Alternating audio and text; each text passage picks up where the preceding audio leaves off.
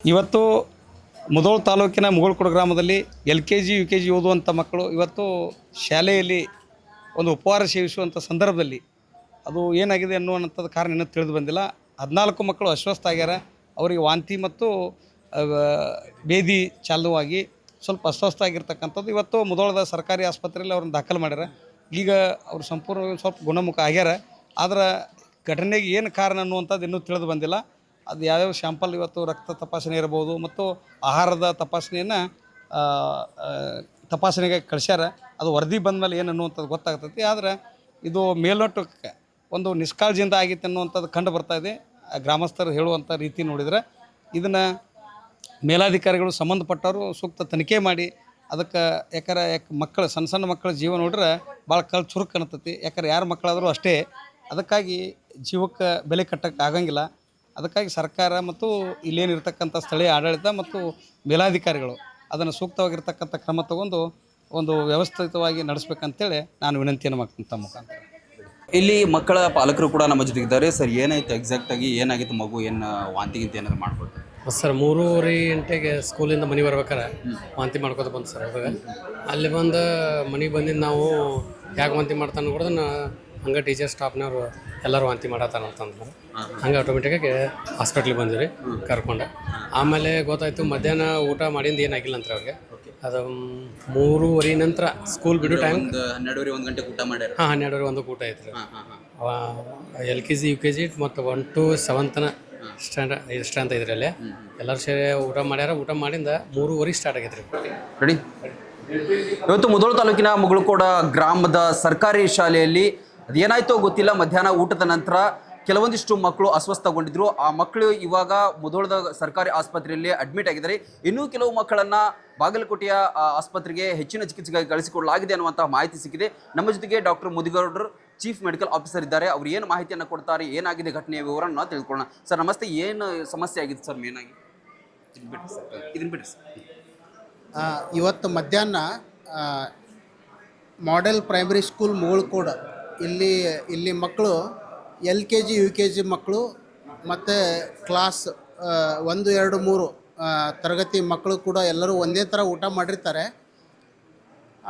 ಆದರೆ LKG UKG ಮಕ್ಕಳಿಗಷ್ಟೇ ವಾಂತಿ ಮತ್ತು ಬೇದಿ ಅಂತ ಅವರು ಆ ಕಂಪ್ಲೇಂಟಿಂದ ಒಟ್ಟು ಇಲ್ಲಿ 14 ಮಕ್ಕಳು ಬಂದಿದ್ದಾರೆ ಇಲ್ಲಿವರೆಗೂ.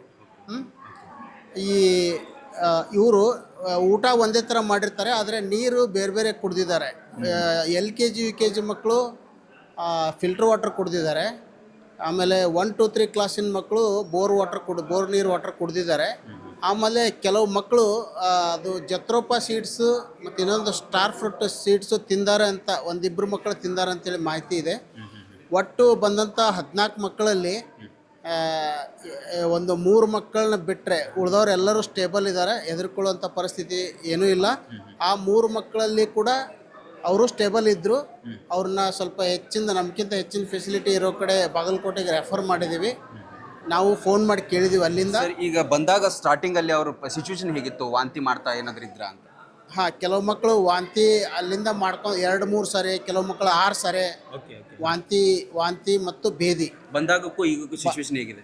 ಈಗ ಪೂರ್ತಿ ಸ್ಟೇಬಲ್ ಆಗಿದ್ದಾರೆ. ಇಲ್ಲಿ ನಮ್ಮ 11 ಮಕ್ಕಳು ಪೂರ್ತಿ ನಮ್ಮಲ್ಲಿ ಇದ್ದಾರೆ. ಇವಾಗ ಎಲ್ಲ ಮಕ್ಕಳು ಸ್ಟೇಬಲ್ ಇದ್ದಾರೆ.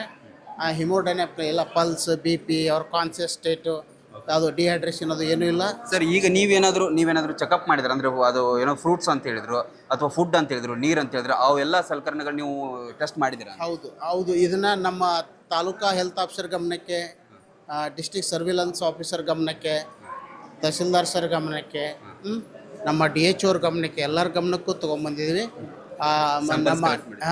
ನಮ್ಮ ತಾಲೂಕಾ ಹೆಲ್ತ್ ಆಫೀಸರು ಮತ್ತು ಅವ್ರ ಟೀಮ್ ಹೋಗಿ ಅಲ್ಲಿ ನೀರು ಮತ್ತು ಅಲ್ಲಿ ಆಹಾರ ಮತ್ತು ಅವೇನು ಸೀಡ್ಸ್ ಅದಾವಲ್ಲ ಅವನು ಸಹಿತ ಸ್ಯಾಂಪಲ್ಸ್ ತೊಗೊಂಬಂದು ಅವ್ನು ಟೆಸ್ಟ್ ಮಾಡಿ ಈ ಆ್ಯಕ್ಚುಯಲ್ ಪ್ರಾಬ್ಲಮ್ ಏನು ಅನ್ನೋದು ವರದಿ ಬಂದ ನಂತರ ನಮಗೆ ಗೊತ್ತಾಗುತ್ತೆ. ಯಾವಾಗ ಬರ್ಬೋದು ಸರ್ ಅಂದಾಜು ರಿಪೋರ್ಟ್? ಈಗ ನೀರಿಂದು ನಮಗೆ 24 hours ಟೈಮ್ ಬೇಕಾಗ್ತೈತಿ. ಫುಡ್ಡು ಕೂಡ ಅದು ಸೇಮ್ ವರದಿ ಮಾಡಿ ಕೊಡ್ತಾರೆ. ವರದಿ ಬಂದ ಮೇಲೆ ನಮಗೆ ಗೊತ್ತಾಗ್ತದೆ. ಈಗ ಮಕ್ಕಳಿಗಾಯಿತು, ಬಟ್ ಆ ಭಾಗದಲ್ಲಿ ಬೇರೆ ಯಾರಾದರೂ ಈಗ ಜನರು ಕುಡಿಯುವ ಏನಾದರೂ ಆ ನೀರನ್ನು ಕುಡಿಬಹುವಂಥ ಸಾಧ್ಯತೆಗಳು ಇರುತ್ತೆ, ಅಲ್ಲಿ ಏನಾದರೂ ಮಾಡಿದ್ದೀರಾ? ತಹಸೀಲ್ದಾರ್ ಸರ್ ಕೂಡ ಅವರಿಗೆ ವಿಸಿಟ್ ಮಾಡಿದ್ದಾರೆ.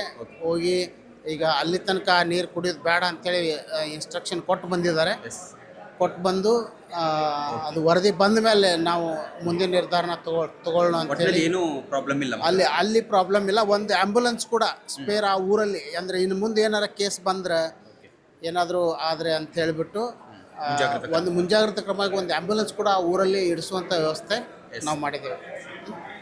ಓಕೆ, ಒಟ್ಟಿನಲ್ಲಿ ಏನಂತ ಹೇಳಿದ್ರೆ 14 ಜನರ ಪೈಕಿ 11 ಜನ ಇಲ್ಲಿ ಗೌರ್ಮೆಂಟ್ ಹಾಸ್ಪಿಟಲ್ನಲ್ಲಿ ಮಕ್ಕಳು, ಅದು ಅಂದರೆ LKG UKG ಮಕ್ಕಳು ಮಾತ್ರ, ಚಿಕ್ಕ ಮಕ್ಕಳಿಗೆ ಸಮಸ್ಯೆ ಆಗಿದೆ ಅಂತ ಹೇಳಿ ಮಾಹಿತಿ ನಮಗೆ ಲಭಿಸ್ತಾ ಇದೆ. ಇನ್ನೂ 3 ಜನ ಮಕ್ಕಳನ್ನು ಈಗಾಗಲೇ ಬಾಗಲಕೋಟೆ ಅವರಿಗೆ ಕಳಿಸಿದ್ದಾರೆ. ಮುಂದಿನ ಏನೂ ಸಮಸ್ಯೆ ಇಲ್ಲ ಅನ್ನುವಂತಹ ಪ್ರಸ್ತುತ ಮಾಹಿತಿ ಇದೀಗ ಸಿಗ್ತಾ ಇದೆ. ಕ್ಯಾಮ್ರಾ ಪರ್ಸನ್ ಪ್ರಜ್ವಲ್ ಜೊತೆ Mahantesh Hiremath, RAN TV news, Mudhol. ಆ ನೋವು ಈ ನೋವು ಅಂತ ಆಸ್ಪತ್ರೆಗಾಗಿ ಅಲೆದಾಡ್ತಿದ್ದೀರಾ? ವಿಪರೀತ ಖರ್ಚು ಮಾಡಿ ಚಿಂತೆ ಮಾಡ್ತಿದ್ದೀರಾ? ಚಿಂತೆ ಯಾಕೆ? ಜಗದಾಳಕ್ಕೆ ಬನ್ನಿ. ಸುಶೀಲಾ ದೇವಿ ಯೋಗ ಮತ್ತು ಪ್ರಕೃತಿ ಚಿಕಿತ್ಸಾ ಕೇಂದ್ರದಲ್ಲಿ ಯಾವುದೇ ಆಪರೇಷನ್ ಇಲ್ಲದೆ ನಿಮ್ಮ ಎಲ್ಲಾ ಕಾಯಿಲೆಗೂ 100% ಚಿಕಿತ್ಸೆ ಪಕ್ಕ. ಲಕ್ವಾ, kidney, liver cirrhosis, cancer, thyroid, migraine, ಬೊಜ್ಜು, ಶುಗರ್, BP, ನಶಾ ಮುಕ್ತಿ, ಲಿವರ್ ಡಿಸೀಸ್, ಡಿಪ್ರೆಷನ್, ಕೀಲು ನೋವು, ಸಂದು ನೋವು, ಬಂಜೆತನ, ಚರ್ಮ ರೋಗಗಳಿಗೂ ಇಲ್ಲಿದೆ ರಾಮಬಾಣ. ಆಯುರ್ವೇದದ ಪಂಚಕರ್ಮ, ಪ್ರಕೃತಿ, ಆಕ್ಯುಪ್ರೆಷರ್, ಆಕ್ಯುಪಂಕ್ಚರ್, ಯಜ್ಞ ಚಿಕಿತ್ಸೆ, ಶೃಂಗಿ ಚಿಕಿತ್ಸೆ, ಅಗ್ನಿಕರ್ಮ, ವಾತಮೋಕ್ಷಣ, ಯೋಗ, ವಾಟರ್ ಥೆರಪಿ, ಮಡ್ ಥೆರಪಿ ಸೇರಿದಂತೆ ಮುಂತಾದ ಚಿಕಿತ್ಸೆಗಳು ಲಭ್ಯವಿದೆ.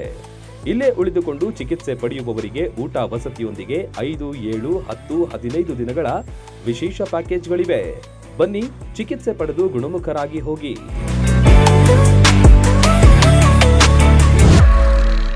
ರನ್ ಟಿವಿ ನ್ಯೂಸ್ ವಿಡಿಯೋಸ್ ನೋಡಲು ಸಬ್ಸ್ಕ್ರೈಬ್ ಮಾಡಿ, ಬೆಲ್ ಐಕಾನ್ ಪ್ರೆಸ್ ಮಾಡಿ.